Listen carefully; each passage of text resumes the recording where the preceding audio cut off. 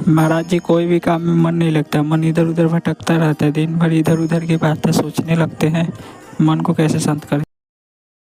भैया यह है कि मन, वीर्य और प्राण तीनों का एक कनेक्शन है, एक ही कनेक्शन है।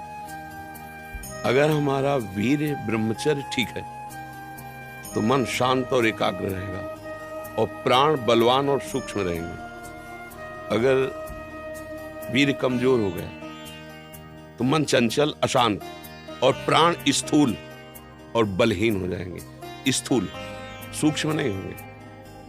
अब हमको मेन पॉइंट पर सुधार करना है, चाहे गृहस्थ हो चाहे विरक्त। गृहस्थ के लिए भी एक संयम से बर्ताव करने के लिए कहा गया है, और अगर जब तक ब्याह नहीं हुआ तब तक तो और संयम से रहना ही चाहिए।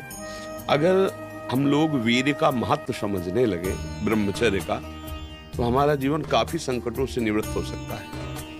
अध्यात्म शक्ति वीर्य से ही प्रकट होती है। जब हम ब्रह्मचर्य से रहते हैं, भजन करते हैं, मान लो गृहस्थी में भगवान कश्यप जी 10,000 वर्ष तक ब्रह्मचर्य रहे।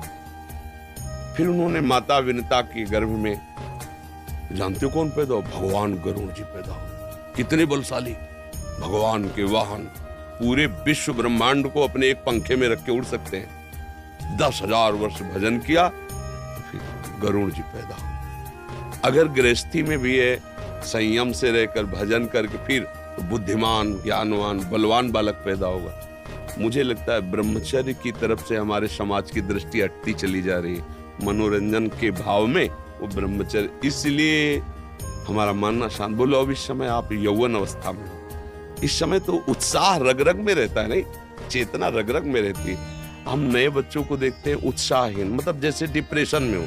चेहरा देखकर ऐसा लगता है जैसे परेशान हो। क्यों परेशान है? क्योंकि आंतरिक जो शक्ति सपोर्ट करने वाली है, अब मन जिस विचार में फंसा देता है, बिना मतलब फंसाए, कोई भय नहीं, वो भय दे रहा है। कोई शोक का कारण नहीं, वो शोक दे रहा है, चिंता दे रहा है।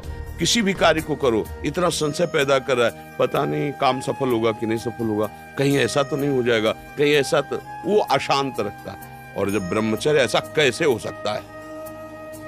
बल है ना, अध्यात्म बल, शारीरिक बल की बात नहीं कहते।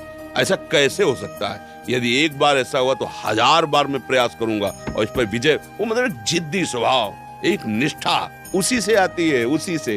ये जो संत महात्मा बड़े बड़े कष्टों को रौंद करके वो मेन पावर है। और हम लोग उससे, प्राण हमारे स्थूल हो गए, वासनात्मक, मन हमारा चंचल अशांत हो गया। क्यों? क्योंकि हमारा ब्रह्मचर्य ठीक नहीं है। अब उस पर किसी की दृष्टि ले जाती। अब ब्रह्मचर्य कैसे ठीक हो? हमारा संग ठीक नहीं, हमारा भोजन ठीक नहीं, हमारा दृश्य ठीक नहीं, हमारा श्रवण ठीक नहीं, गंदी बातें देखे, गंदी बातें सुने, गंदा विचार आए, गंदी क्रियाएं करें, फिर ब्रह्मचर्य कैसे रहा जा सकता है? अगर सुधार करो तो अभी बहुत बढ़िया समय है, कोई ज्यादा अवस्था तो हो नहीं गई। ब्रह्मचर्य का सुधार करो। हम सबसे कहते हैं व्यायाम करो। बिना शरीर को थकाए ब्रह्मचर्य को पचाया नहीं जा सकता। जैसे दंड बैठक, दौड़ भाग, व्यायाम किया, फिर आप भले गृहस्थ हो, फिर दिन भर कार्य करते रहो। 30 मिनट तो पूरे शरीर को ऐसा व्यायाम में रखो, पसीना पसीना हो जाए। अब 8-10 बजे तक सो रहे तो व्यायाम कब करें? 4 बजे उठ के नहा धो करके घंटा आध घंटा दंड बैठक मारे तो आप देखो आपका जीवन प्रकाशित होने लगे। ये नहीं कहते कि बाबा जीवन, गृहस्थी में भी, गृहस्थी जीवन कोई साधारण इतना बड़ा बोझा लाद के चलना है परिवार का। शरीर स्वस्थ नहीं, विचार ठीक नहीं तो क्या है?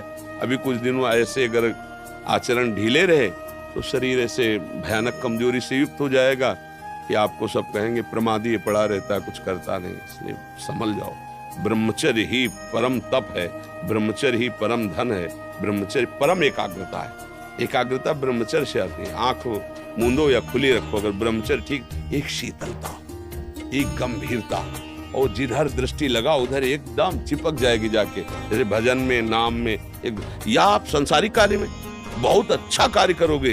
अगर आपका ब्रह्मचर्य ठीक ना तो जिधर बहुत अच्छा कार्य करोगे। तो शरीर में दम ही नहीं है। यंत्र का जमाना हो गया है। पहले खेती जोतते थे ना किसान, एक फार वाला होता था और पूरे खेत को उसी से जोतला है। बलवान होते, 2 लीटर मठा, 8 रोटी पाए, बैल की जैसी ताकत। अगर बैल को नाथ पकड़ के रोक ले तो वो वही खड़ा हो जाए। और आज अब ट्रैक्टर से जोती है, कोई मेहनत तो लग रही है। तो ये शरीर का हम लोग बहुत बुरी तरह से पतन कर रहे हैं। बड़ा कीमती शरीर है, हाँ, इसमें बहुत चेतना की आवश्यकता है। संसार में रहते हुए भगवान का सत्य का मार्ग चयन करके हमें भगवत प्राप्ति करनी है। अरे कम से कम जितनी ऊंचाई पे आ गए उससे नीचे तो न जाए, सुअर कुत्ता तो न बनना पड़े। मनुष्य बन गए हैं तो ऊंचे चढ़े कि नीचे गिरे, पर ये ध्यान नहीं रहता। हम काम करने लगते हैं वही जहाँ नीचे गिरना है। अब दूसरे जीवों का मांस खाना, शराब पीना, जुआ खेलना, व्यभिचार, ये कहाँ ले जाएगा। हेलो दोस्तों, अगर वीडियो अच्छा लगा हो तो एक लाइक कर दीजिए और साथ में चैनल को सब्सक्राइब कर दीजिए। धन्यवाद। सावधानी पूर्वक चले, ठीक है।